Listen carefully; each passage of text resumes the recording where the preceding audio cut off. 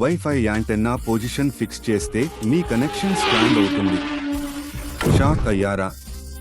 ఎందుకంటే వైఫై యాంటెన్నాలు wifi signals ని పర్పెండిక్యులర్ డైరెక్షన్ లో రేడియేట్ చేస్తాయి. యాంటెన్నా పైకి చూపిస్తుంటే సిగ్నల్స్ హోరిజాంటల్ గా రేడియేట్ అవుతాయి.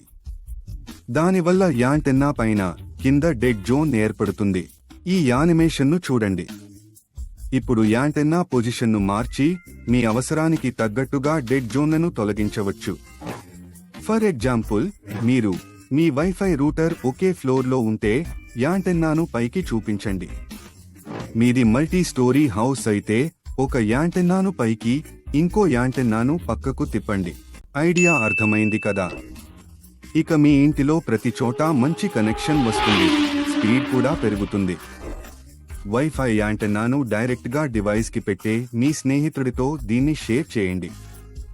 ఫాలో కూడా చేయండి.